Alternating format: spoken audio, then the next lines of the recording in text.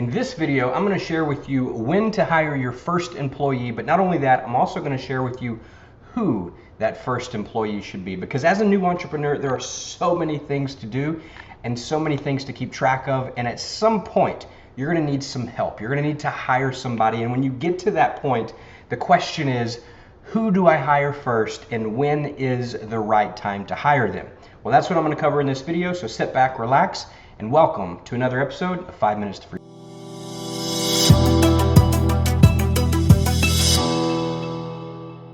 All right, welcome back to another episode of 5 Minutes to Freedom. My name is Justin Glover, and I help people create businesses on the internet that give them freedom.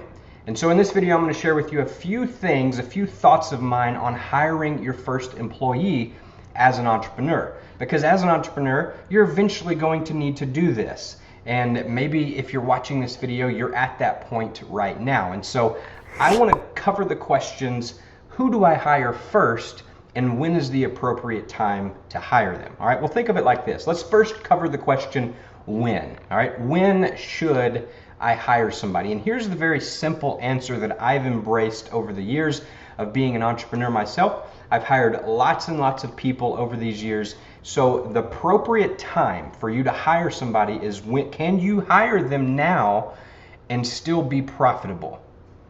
Can you hire them and have your income go up instead of go down because you're paying them? Hire somebody when you can afford to hire them. And here's a little side tip. If you're not sure that you can afford to hire them, you can estimate what you're going to pay them. If you're going to pay somebody, say $500 a month, let's say that is the estimate that you know that person, that role is going to cost you, and you're not sure if you can afford it. Well, start taking now, before you bring that person on, start putting $500 a month into a separate account. Do that for 3, 4, 5, 6 months. And then not only will you prove to yourself that, okay, I can afford this expense, but also you're going to have some money saved up. You'll have 3, 4, 5, 6 months worth of salary for that person whenever you do bring them on. All right. And so you want to consider that. Can you afford it? But then also, can it be a profitable thing? So many people, they want to hire out the things that are annoying to them first, or the things that they just don't like doing first, or anything like that. But you want to make sure that you're strategic about this, and make sure that you don't put yourself in a position where you bring on people and then all of a sudden they don't produce, or they don't get the results, they don't bring any, you're paying them more every month than they're actually bringing into your business. And so when you can hire somebody profitably, that'll also give you a hint as to the next part of the question, which is, who do I hire? What position do I hire for first? And so that also depends. All right, think about like a sports team. If you're running a business and you think about like the sports team, like a football team, for example, if they have a star quarterback and he's really good and he's just been kicking butt and doing amazing, they don't look, whenever they're looking to bring on new players, they don't look to bring on a new quarterback because they already have a good quarterback. All right, if you're running a basketball team and you have a forward or a guard that's just dominant and he's amazing, you want to look for other players to round out your basketball team, right? You do the same thing in business. All right, if you're really good at one of the areas, then you want to bring somebody on who's really good at another important area, versus bringing somebody on that's also good in that same area as you, because then it's like having 2 quarterbacks.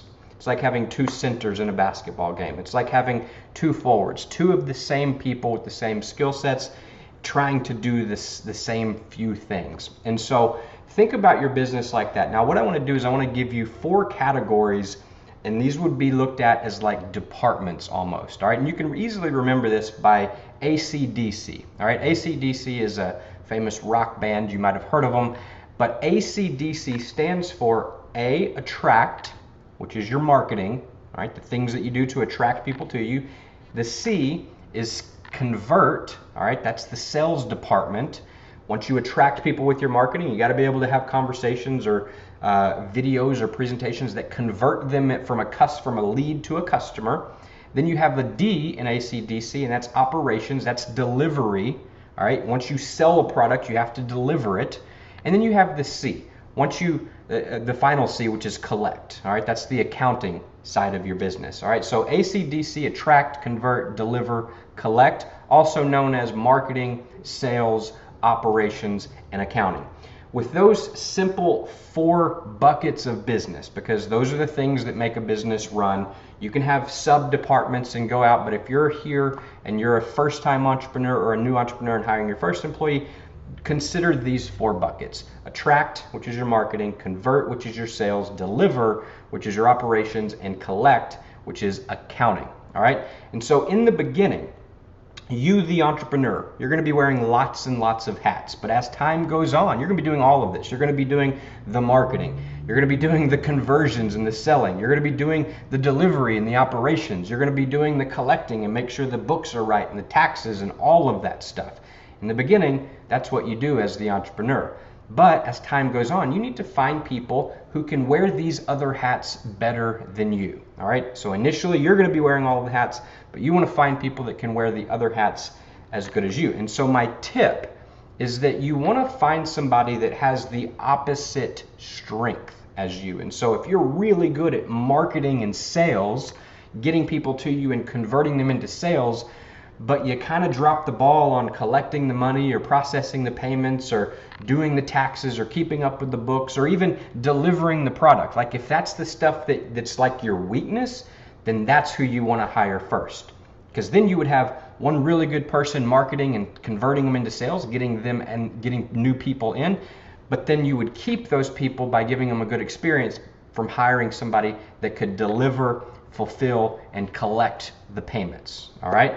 And so that is my biggest tip for hiring, is hire somebody with the opposite strength as you. Don't hire somebody don't hire two quarterbacks. If you're already the quarterback, don't hire another quarterback. Don't hire somebody else who's really good at sales and you're really good at sales, because then you'll have 2 really good sales guys that sell a lot of stuff but don't deliver anything appropriately, don't collect the money, payments fail, and it's just sort of a disaster. And so in the beginning, as an entrepreneur, the first thing that you should be thinking is, when should I hire them? When I can do so profitably. Who should I hire? Somebody that has the opposite skill set and the opposite strength that I have. That is the shortest path to profit. That is the shortcut to hiring, that you can start to build a team by looking at the opposite. Where across the board are we strong as a company? And so then you got 2 people. Maybe you have somebody on attract in marketing and sales, but then you have a hole in collecting, or you find somebody to deliver, and so then you got somebody at sales and delivery, but there's a hole in the weakness of accounting, collecting the money, keeping the books up. And so that could be the next hire. And so if you just look at your business through those 4 buckets, ACDC, then you can look and evaluate, where am I strong? Where are we strong as a company? Where are we weak? And hire where you're weak. Hire people that are strong in those areas that you're weak. All right? And so there you go, my friends. That is my advice on how to hire somebody for the first time as an entrepreneur. How to hire your first employee. If you got value from this and you'd like to get even more value, check out the resources down below this video. If you'd like to even have a conversation with me, there's some instructions to do that. We can literally hop on the phone and be talking if you're open for it. Just follow those instructions. We can be having a conversation. There's also some other resources that you'll find valuable as an entrepreneur as well. And so that is it for this video. I hope you enjoyed it. I hope you found it helpful. If you did, feel free to like the video, subscribe if you haven't already, click that little bell notification gear so that you actually get notified on all the videos that we upload. And other than that, as always, I want to encourage you today to stay focused on freedom. Have an amazing day.